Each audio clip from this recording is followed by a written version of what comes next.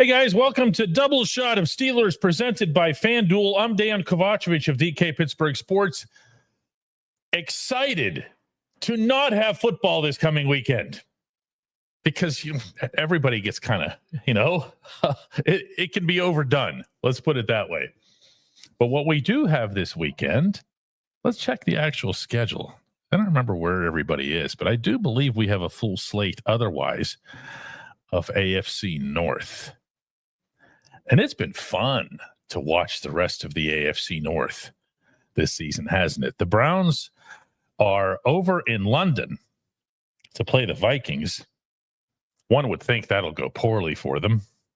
Dylan Gabriel's about to be their starting quarterback. The Vikings aren't that bad of a team. Let's see who else we got here. Titans and Cardinals not here. Bengals are at home against the Lions. That's going to go poorly for the Cincinnatis.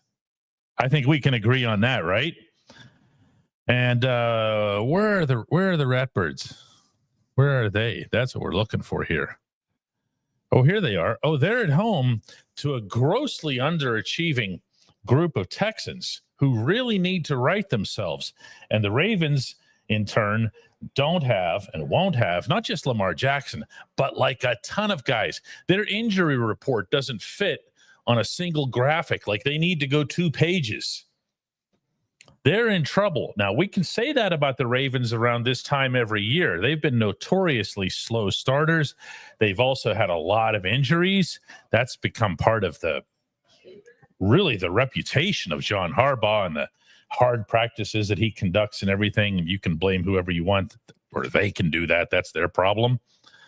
But the point is, when you look at the AFC North right now, in addition to the fact that your team, which was playing pretty close to terrible football until they got to Ireland, is now 3-1.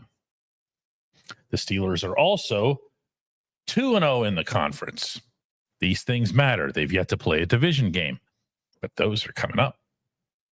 Cincinnati is 2-2, but no Joe Burrow, no real hope for anything. That season is just shot. The Bengals are DOA. This isn't going to be one of those warm and fuzzy revival stories. They have the worst defense, I think, in the National Football League. However, I say that, and here come your Ravens at 1-3, having blown the historic lead in the opener against the Bills. They've given up even more points than the Bengals have through the first 2 games. Bengals have given up 119. The Ravens have given up 133. And then bringing up the rear, as they always do, are the Browns. They're 1-3. They've given up 102 points, which isn't great. They've scored only 56, which is pathetic. They're also 0-2 in the division, 0-2 in the conference. So, without getting ahead of anything here, because I genuinely don't believe that there's anything to get ahead of, given how the Steelers have performed over the bulk of these 4 games, I am more than happy to look ahead to see the Steelers playing the Browns here next week. Here. And to know that they can and likely will shut down the Cleveland offense. Are they going to get trouble from the Cleveland defense? Yes. There's no doubt about that. Can you gimmick your way out of that to an extent? Yes. Also true. And we just saw that in Ireland. The week after that, it's off to Cincinnati and the Bengals. That's a Thursday night game. The Bengals, as I've mentioned, I think are going to end up being one of the NFL's worst teams overall. Then from there, it's a couple of, decent teams, Green Bay, Indianapolis, flying out west to face the Chargers. The schedule picks up a little bit of momentum there. But once you're 5-1 in the division, if this were to happen, no predictions here, no, and none of that 4th grade stuff, you're in a good spot. You're in a good spot to win the division. If you win the division, you get all kinds of benefits. If you win the division and, make some kind of push, we'll get to that when we come back and meet up with Chris Halleck.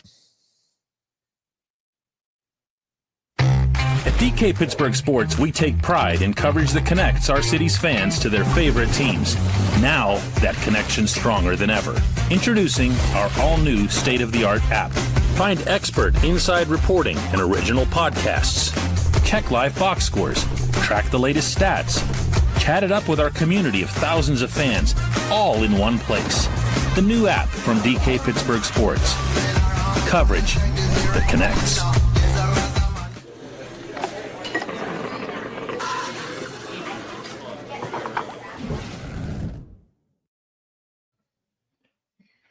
And we're going to be joined here by Chris momentarily. There he is. What's up? Hi, Chris. Hey. You're glowing over this AFC North mess, aren't you? You know, I mean, yes. One of the things over the years is because we spend a lot of time in the AFC North stadiums. Unfortunately, so what ends up happening is you get more of a feel for how much they hate the Steelers or they hate Pittsburgh, and that resonates. It's not ever going to come through on television. It's not going to come through on the internet, social media, because trolls are just going to be trolls on social no matter what. When you experience it, it's a little bit different, and you're happy when those people are unhappy. I think that's a healthy reaction, Chris. I really do. I think that once you've seen the AFC North standings look something like this, it's a sign that football season is finally upon us. It's time to check out the latest odds, futures, and win totals on the FanDuel Sportsbook. If you think the Browns are going to bounce back and make it to the Super Bowl, or if you think the Bengals are going to solve their defense, or if you think that the Ravens are going to survive while missing half of their roster, including the franchise MVP level quarterback, lock in your bets today. Whatever your game, FanDuel Sportsbook delivers the latest lines, futures, and specials so that you can join in on all of the action, including the inane action that'd be required for this. I don't see. I mean, Baltimore will always defy something. That'll always end up being there. But this is a hard one, isn't it? Yeah, I mean, when you have attrition of this level, I mean, especially like the Texans, yeah, they're underachieving right now, but they're going to be playing pretty desperate. I mean, I mean, okay, the Colts are playing really well, but that's still a division that you should be winning. I mean, the Titans, that should be 2 wins right there. I mean, you should be able to win at least a game against the Jaguars. I mean, this is still a division that the Texans should be competing for, and they can absolutely turn things around, and they should be smelling blood in the water here, looking at that Ravens injury report and just salivating over it, being like, okay, this is our opportunity to start turning things around. Let's get it going. And the Ravens, they have to be just as desperate because they don't have Lamar Jackson. They don't have a whole bunch of their players, and they could, if all things go terribly here, fall to 1-4 with the Rams coming up the week after that. And the Rams, in my opinion, are probably one of the real Super Bowl contenders in the league this season. So yeah, that's a big problem for the Ravens to have. Even if they escape Houston with a win, beating the Rams is going to be really difficult. It's very, very possible that this team is 2-4 by the time that they're 6 weeks through the season. That's rough. That's rough to come back from. Dale Penny asks, who's the worst run organization, the Browns or the Pirates? I got to tell you, Dale, I'm just not respectful of slander of that level of the Cleveland Browns. I mean, it's one thing to have a rivalry, AFC North and all that stuff, and hoping that they lose and everything. That's going too far. And it won't be tolerated on this fine program. I mean, they at least try. Yeah, they do. They try. They would just make a lot of bad decisions. They're just terrible. Try. Yeah. The Pirates are both. They're terrible and they don't try. Yeah. Yeah. Brad says, are the Steelers not contenders if the defense gets better over the next few weeks? Well, I'm reading that one like 3 times and I don't get it. There's some double negatives in there. Yeah. No, I know what he's asking. The problem is it's hard to call any team unless you're going into the season already like established as a contender and you've at least shown that for the first like 4 weeks. Like the Bills are a contender. We knew going into the season they were a contender. The Eagles going into the season, we knew they were a contender. The Steelers had some proving to do. They had a lot of things, a lot of new players, and I have a hard time calling them a contender in October, even if they still only have 1 loss, even if they get all the, because they only have 3 games in October. If they get through October and they're 6-1, I still don't think I call the Steelers a legitimate contender at that point. I want to see what this team does when they really start getting into the teeth of that schedule. You know, one of the things that I'm sure you guys are hearing from both of us is that it's less about the result than it is about the general performance. And I'm going to tell you right now, and you don't have to believe me, that speaking only for myself, let's just say that magically the Vikings had pulled that game out. Yep. In Dublin. I mean, and it's conceivable. They could have moved another 10, 20 yards. They kick a tying field goal, win the coin flip. Stuff happens, right? Mm-hmm. All right. Would everybody be on fire about it? Yes. Would 2-2 look a lot worse than 3-1? Yes. Would there still have been massive progress made on both sides of the ball? Also, yes. Yep. What mattered the most to that team, and I can promise you this to be the case inside that locker room based on the things that we were told over there in Dublin, was how they played, was that they started to come closer to what they see as their identity. On offense, regardless of how they did it, no one asks how. They blocked. They made plays. They had the running game going. They did that against a pretty good defense. Mm-hmm. On the other side, they got after it for the first time. They ate. The edge rushers ate. The interior defensive linemen got back there. The inside linebackers, for the first time, were a real plus. All of them, including Peyton Wilson, who'd been a minus before that. At the end of the game, they had to overcome some stuff. They lost not 1, but 2 guys out of their secondary. Vikings get their whatever. I told you from over there, don't worry about that. Yeah. They need to keep getting better as a football team. So, as David Harrison says, Lions, Bills, Packers will tell if they're contenders. They might not.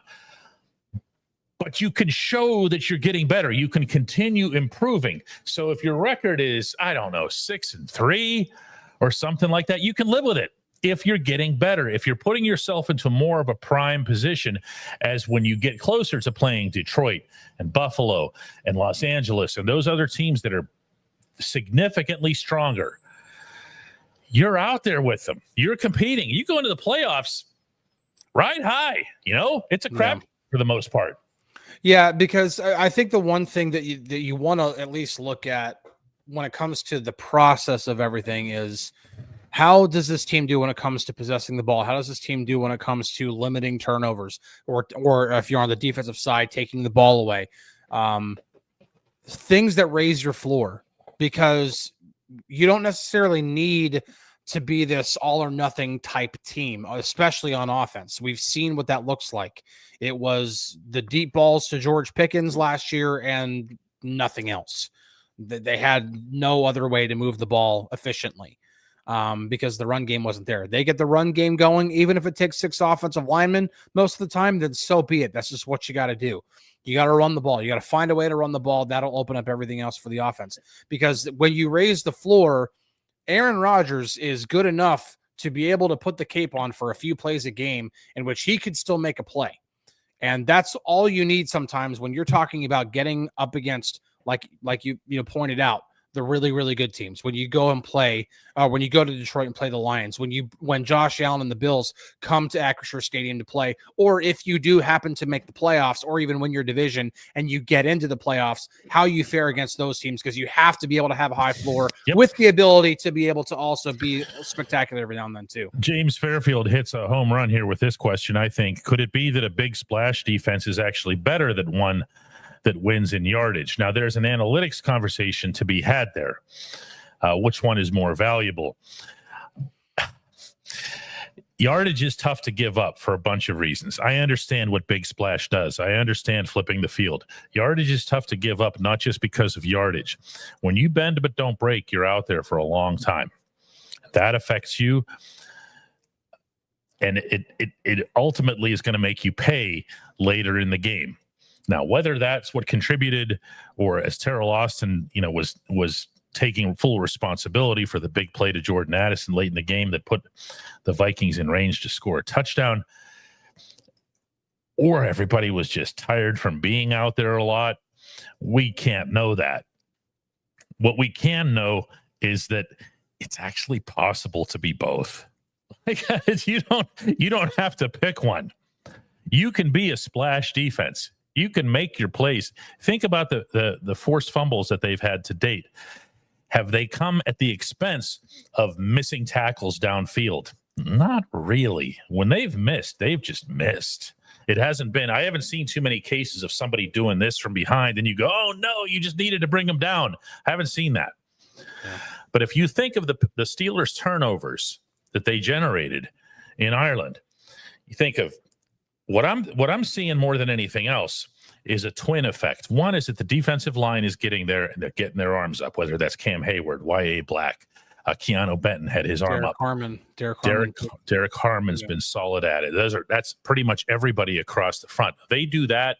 Something happens good in the background. That's how Deshaun Elliott got his interception. To an extent, that's kind of how TJ Watt got his. It got through Cam. It might have hit Cam. Told me he had no idea if it even touched him. But it goes through him, and TJ has his arm up too, which is how it hits off of his arm, and he catches it. That's what I'm seeing more than anything else. I'm not seeing that there's a sacrifice of one to the other. So the easy cop-out answer here, James, is do both, Yeah, absolutely. But I also understand, we had this conversation yesterday. I also understand the prioritizing splash over, like, we have to make sure, like, no matter what, that we keep them under 200 yards or 250 yards, whatever it is. If you can keep the team, I think if this defense were to finish in the bottom third of the league in yards against, but they were to finish top 10 in points against, and they were to be number one in takeaways, I think they're more than happy with that, because they more than anything want to, number one, keep the other team out of the end zone. That's the primary goal. You want to stop the other team from scoring points. That's the whole point of defense in general. Don't let the other team score. But if you can give your offense a short field. I mean, we talk about the impact of that TJ Watt interception, because it wasn't just the fact that, hey, it was a splash play, but it was a one-score game. He picks it off, and he gets the offense already in field goal range just with that one play. And then the offense doesn't have to do that much to get downfield. And what the offense is doing great right now is capitalizing in the red zone. They are converting at a very high rate in the red zone. And if the defense could start giving them short fields because of this stuff, well, while you might give up a couple of long drives that turn into field goals, so be it. Take it. CJ says, what if Nick Herbig and Alex Highsmith are both 100% healthy? Who plays the most? Highsmith gets knocked for not being available, and that's fair. Highsmith gets knocked for not generating the splash that Herbig does. That's fair. Herbig gets knocked for not necessarily being as steady and reliable when it comes to the boring stuff. Also fair. You got to pick an identity, I think, Chris. Mm-hmm. Are you that team that's going to get after it? Are you that team that's going to get after it from both sides? Are you that team that's going to say, listen, one great way to keep the opponent from paying extra attention to TJ Watt or chipping him or doubling him or whatever it is to make sure that somebody's coming from the other side with equal vigor. And I'm going to prop up not just one asset, but I'm going to prop up two assets. There's a lot of me that's leaning to the Herbig side. I don't believe that what's being asked of Herbig in the run stopping sense is all that much. I think if he can just turn himself into a decent run stopper and you can get the run stopping that you're supposed to get from your middle guys, I want him out there. I want him playing. Well, they want him out there too. I mean, that's the thing is that like Tara Lawson and Denzel Martin, those guys yesterday they were adamant that even when Highsmith comes back, Herbig is gonna play.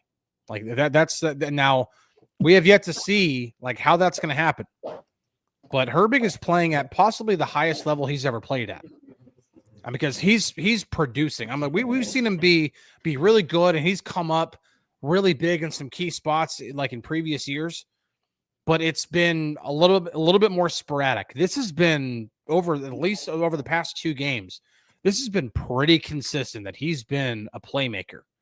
Now, you have to take that into account, but you also have to take into account that you don't want him out there 100% of the time or even 90% of the time. You don't want TJ Watt out there 90% of the time. These guys not only need to be fresh for like the crucial downs and possession downs and like late in the second quarter, fourth quarter, they also need to be fresh and healthy in December and January. So you want to have a strong rotation of guys, especially when we're talking about Alex Highsmith, who has had as many as 14.5 sacks in a season, be your number 3 guy, possibly. That's a great problem to have. It sure is. Jeff Rossi says, lots of good questions today. What's up with you guys? Is there enough room on this team for both Pat Freiermuth and Jonnu Smith? Both are lacking targets compared to last year. Here's first I'm going to take the last point first. The both are lacking targets versus last year. That was a known thing. Yeah, the moment you brought Jonnu Smith here, there was no way Pat was going to get his. And for crying out loud, Jonnu was the number 1 receiver in Miami overall. No, so he wasn't even going to. And everybody knew this. And this was all sorted out in camp. There are no surprises here. Where this becomes a lot more interesting, I think, Jeff, is when I look ahead to the next opponent, specifically Cleveland. And I think of what would worry me in facing the Browns. It's you know who. So would you take Darnell Washington off the field in that setting? Would you take even Spencer Anderson off the field? Not to overstate Spence's participation. He had 19 snaps, not much more than Freiermuth and Jonnu did, but it was more. Yeah. And they set themselves up so that they knew they could block. In fact, they set up about 1 million things in hindsight so that they could block. But that's another subject for later in the day, I think. These tight ends they're going to have to sort this out. And what's going to sort it out is not going to be catch and throw. What sorts it out is going to be who's going to block.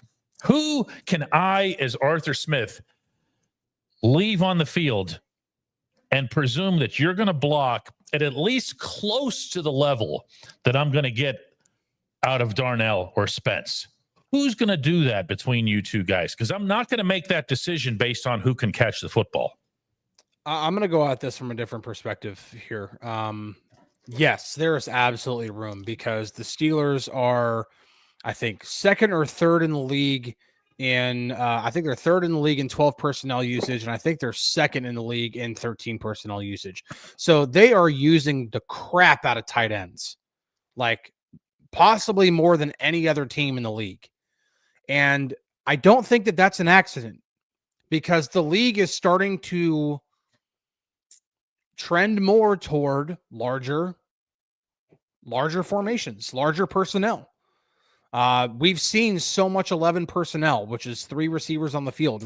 We've seen so much of that over the past decade, and it's become so prevalent that now teams are starting to. This is why the Ravens have been doing this. This is why other teams like this is just why we've started to see more and more tight ends, more and more larger formations being used, because they want to be able to run the ball. They want to be able to hit these defenses that are now smaller and faster with bigger bodies. And yes, there is absolutely, if you take one of those two guys off the field, off the roster, your depth at tight end gets a lot more concerning, especially with how often they want to use tight ends. You want to be able to have all these guys. If it means that Pat Freiermuth doesn't get as many targets, so be it. If it means Jonnu Smith doesn't get as many targets, so be it. You've got a lot of talent at a position that you're using a lot of. Use it, like, it's good to have all of that. No, there's no doghouse. There's no nothing to that effect at all. Yeah, I get a little distracted here because I see that Frank says, does anyone remember Kevin Green and what a problem he was for other teams? No. The problem was Greg Lloyd on the other side. Greg Lloyd was all of the problem. Green would just come in and sweep up the spoils of that. I'm not about to rewrite that because the guy's not with us anymore, or because he was, something of a, not great guy to be around, because Lloyd wasn't either. Oh no, I've heard some bad stories about Greg Lloyd. Well, you can hear some about the other guy too, believe me. But when it comes to football, Lloyd made that stuff happen. And that's part of why the TJ and Bud thing at its peak was just glorious, because what Bud was the hurricane that would come in and wreck your town, and TJ would just do the looting. Okay, TJ would just go from store to store and go, whoa, look at this. Hey. Not that TJ wasn't doing his own wrecking and beating people and getting where he needs to go. TJ is TJ, so I'm not knocking him, okay? And TJ's 10 times the player that Kevin Green was. But when you're talking about what the problem is, that's where I like the Herbig thing better than the Highsmith thing. Because Herbig, he's not Bud. Okay, Bud was just this human dynamo, this freakish physical demon. Herbig he's messing with you in different ways, because he's gonna beat you. He's gonna get past you, and you do have to do something different to make sure that he doesn't slip by. And to have two of those to worry about, I think that's a challenge. I think that's a greater challenge for another team's offense. Oh, no, I agree 100%, because I'm looking at, I remember seeing the one, and I pointed it out in the chalk talk that I did. There was one play where they had a tight end chipping and two offensive linemen dedicated to TJ Watt. They shifted their protection over to TJ. Like, it wasn't like where you see, okay, where's the pressure coming from, and we're going to shift protection to the right or to the left, whatever. No, they were shifting protection right, no matter what, because TJ was over there. So that left one-on-ones for everybody else, for Keanu Benton, for Cam Hayward, for Nick Herbig, and for Patrick Queen, who were all else rushing, because it was 5 men rushing on that one. You leave one-on-ones for that, somebody's going to eat. Somebody's going to have to eat. And my God, if that's what offenses are going to start doing, if TJ is now going to become that guy that's doing all the big work, that's going to take all the attention, and Nick Herbig is a guy who can win a lot of one-on-ones, and he can, when we're talking about the pass rush win rate and all this kind of stuff, well, Nick Herbig can do that pretty well. And so, yeah, that's where he can be a really good complement to TJ Watt. So, but also Alex Highsmith can too. So I don't want to completely just dismiss Alex Highsmith, because Nick Herbig is also really good at his job. Peripheral Saint counters. Kevin Green was a Hall of Famer. Lloyd is not. Who presented Green? Do you remember that? Who was his best guy? Who was the guy that Green said many, many times was the one that got him there? And that if he had his way, Lloyd would be there too. Lloyd was never going to get the numbers in that scenario. Lloyd was always the superior player. Always, always, always. And what I won't do is entertain this argument with people who didn't watch them. I'm going to assume here, Saint, that you did. Okay, I did too. Yeah, I remember. These were not comparable players. No. Lloyd had a straight line to the quarterback because of things that were happening elsewhere. on that front. The front itself overall was brilliant. Yeah, it was unbelievable. Things we can't even fathom today. Yeah. They had 56 sacks in 1994. 1994. Yeah. 56 sacks is a lot now. It's ridiculous. That's probably one of the best defenses in franchise history. Oh, Seriously. I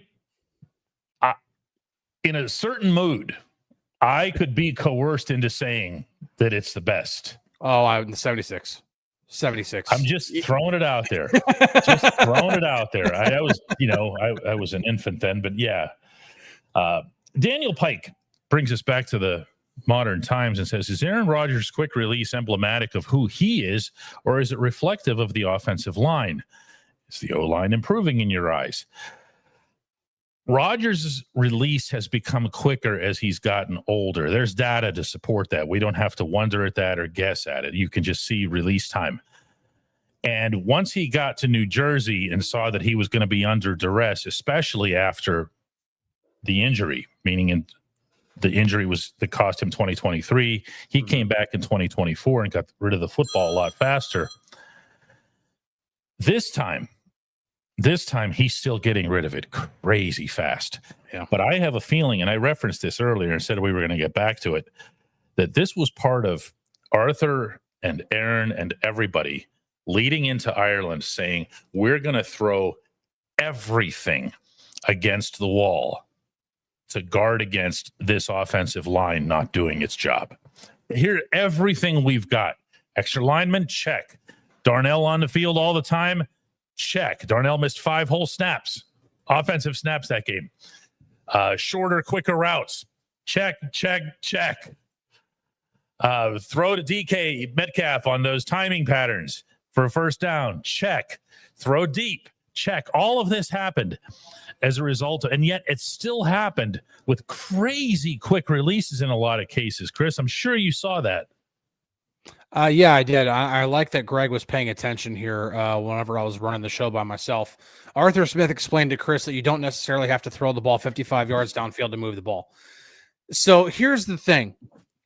Arthur Smith gets a really bad rap for his time in Tennessee because there is a narrative out there that he only got credit for being a good offensive coordinator because he had Derrick Henry as his running back. It could not be further from the truth. You cannot just have a great offense because you have an elite running back. You have to be able to do things through the air. You can't just be able to run the ball.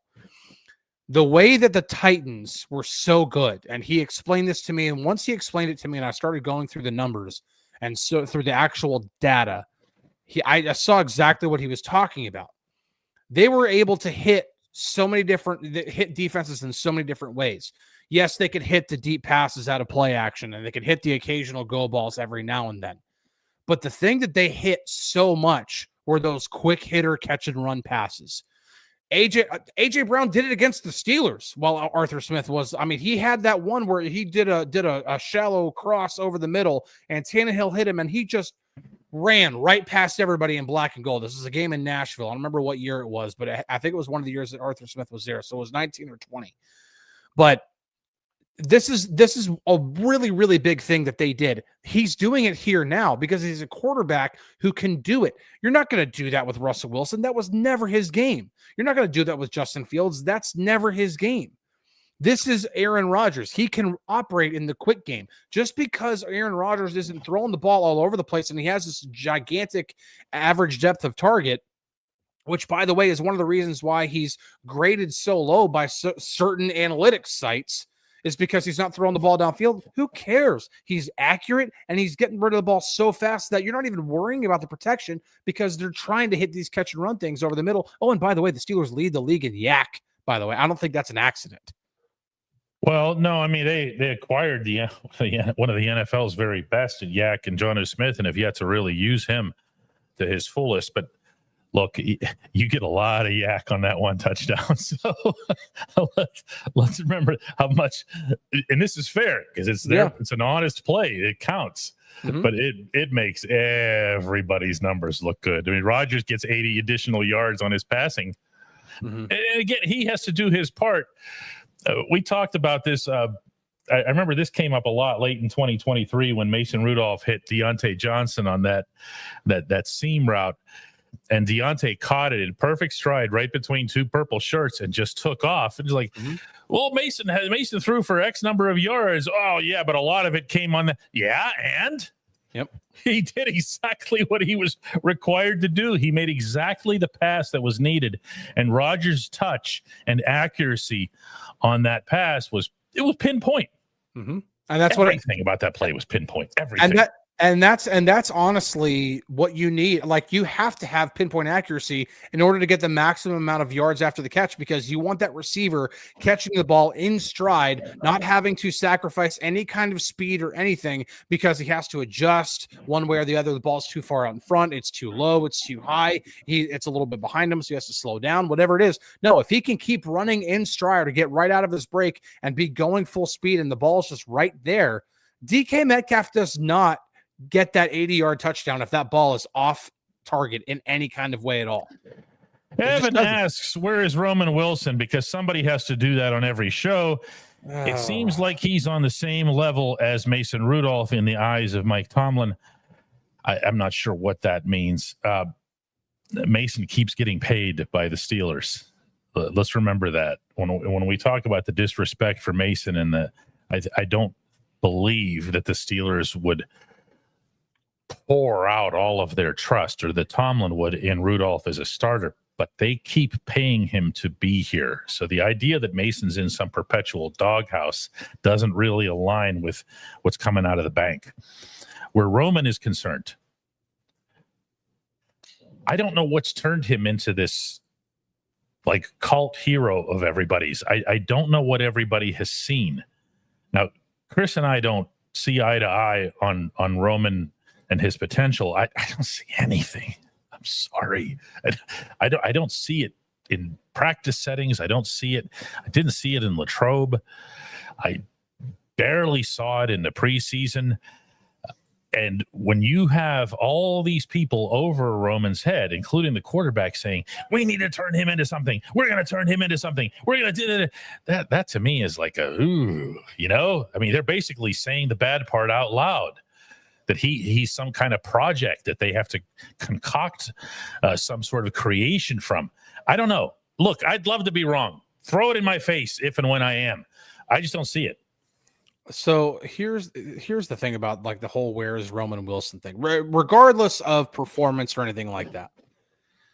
I just said that the Steelers are second or third in the league in 12 personnel, and they're right up there in terms of leading the league in 13 personnel as well. They use a lot of tight ends. They are also second to last in the league in 11 personnel usage, which is when you have 3 receivers on the field. So that means, actually, I think it's 2/3 of the time they have 2 or more tight ends on the field, which means they have no more than 2 receivers on the field. Who are those 2 receivers going to be when everybody's healthy? Same 2. It's going to be DK Metcalf and Calvin Austin, because they're the 2 best receivers on the team. For as promising as Roman Wilson possibly can be, he is not a better receiver than Calvin Austin is right now. No. So that's why, because if you have 2/3 of the time 2 receivers on the field, you literally cannot put Roman Wilson on the field. Self-made says, what has he done wrong? That's not the way I look at this stuff. That's not the way. But I do know that that's the way that a lot of fandom does, especially when it's a rookie. They're looking for whether or not the rookie stinks or rookie makes mistakes. Then it's okay to judge them fairly. Caleb Johnson leaves the ball sitting there in the end zone. All of a sudden, he's subject to criticism from everybody. Why? He did something wrong. It's not about what you do wrong. It's about what you do right.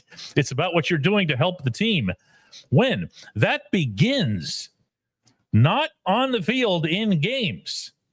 That begins in the places that nobody's seeing.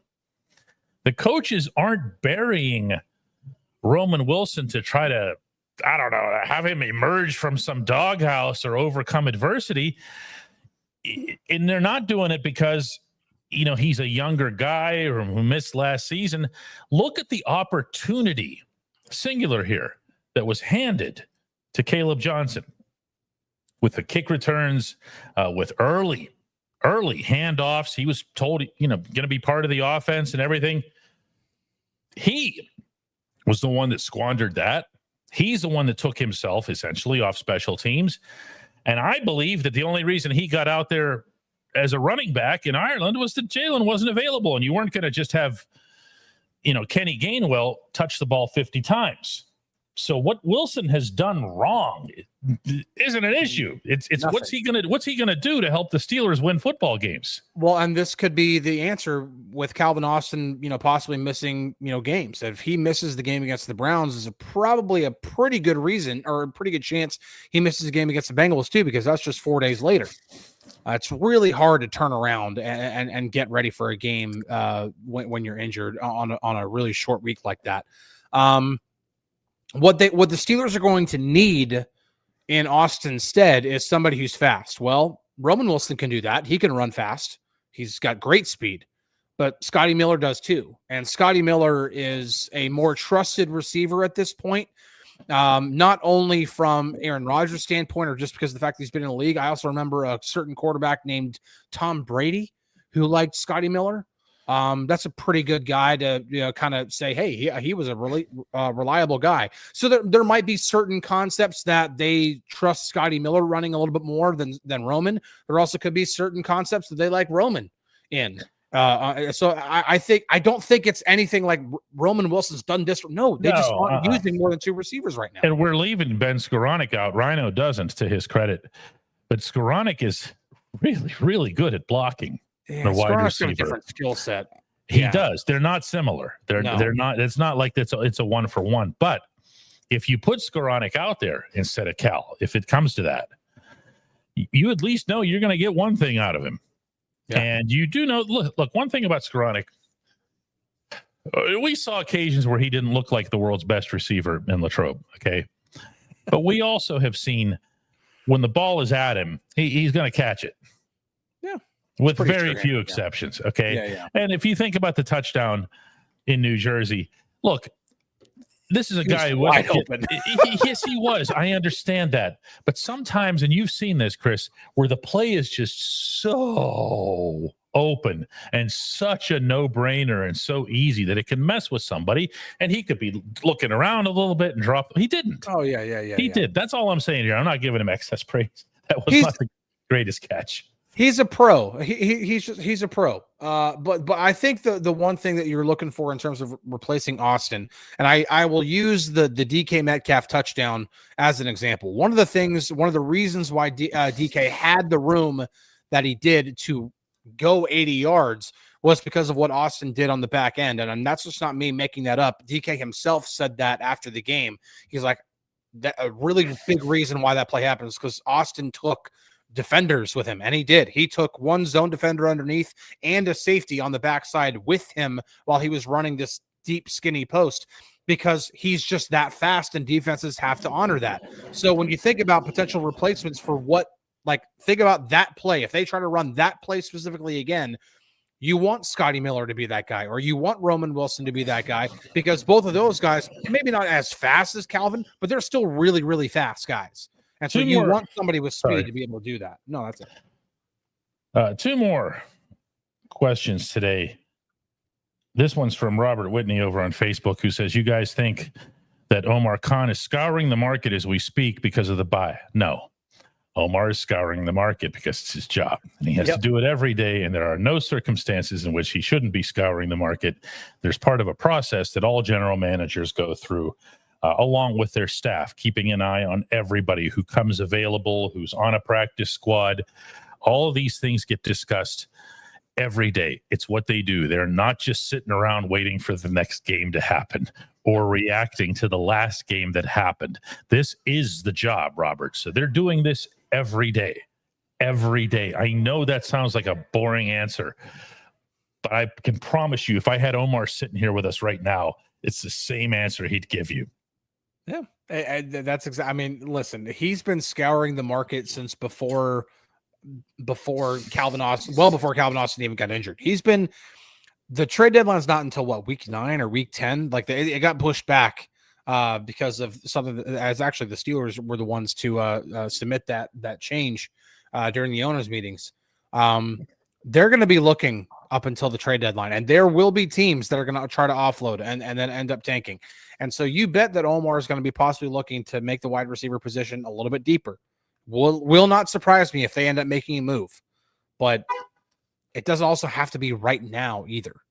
You don't want to make a move just for the sake of making a move. Now, I think if you look at there's questions here from Lesper asks, should they sign Deontay Johnson? I mean, peak Deontay you take in a second because he's exactly that kind of receiver. Peak Deontay has passed us. And whatever it was that he did to get himself out of Pittsburgh, there have been so many opportunities to bring him back if that was the interest. Okay. But it still happens that every time it seems like there's a need or a hole or whatever, everybody mentions Deontay as if it's just going to occur to the Steelers. Oh, Deontay's still out there. He was out there. Yeah. They've made up their minds about him. Yeah. They've made up their minds about him. So I would not be expecting that at all. Greg Allen with a good positive question here. I like this one. Says, what's the most pleasant surprise thus far this season? Pleasant surprise. Putting us on the spot here. Which of us is going to go first on this? Chris is gone. Yeah, Chris is going to be you. It's going to be you going first. Oh, it's going to be me going first. Thanks. Appreciate that. No, you're saying that about me.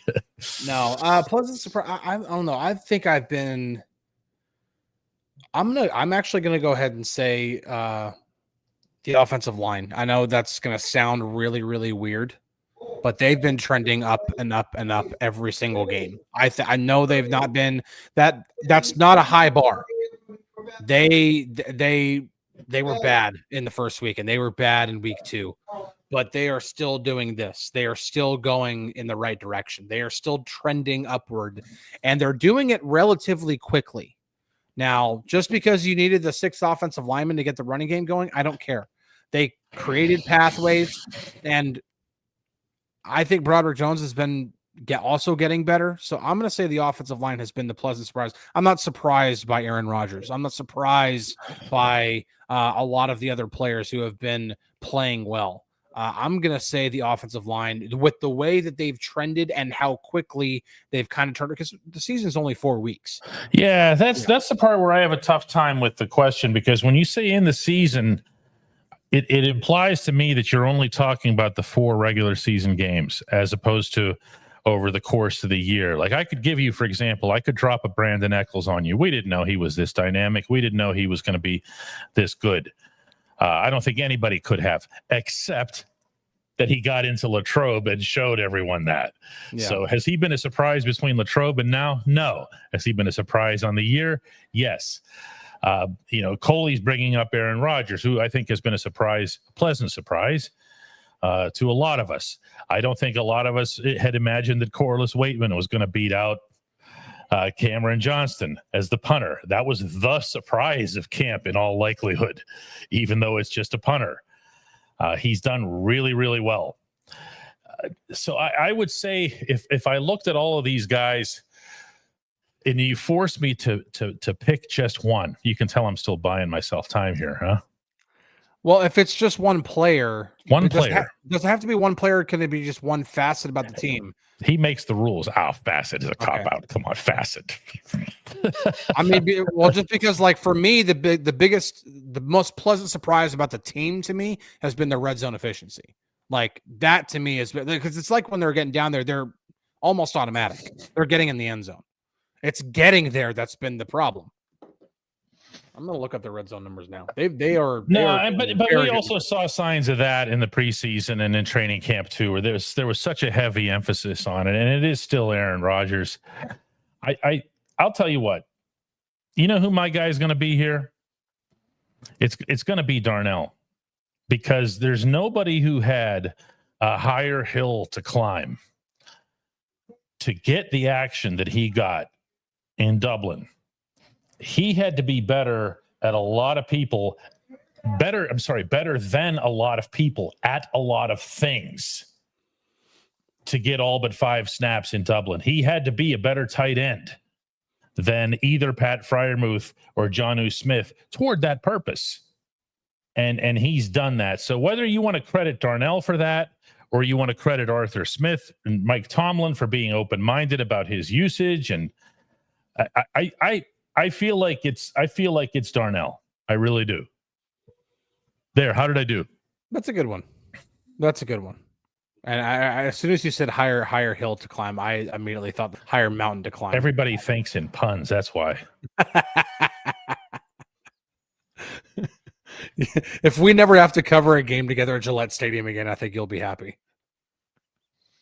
No, that is a razor sharp observation on your part.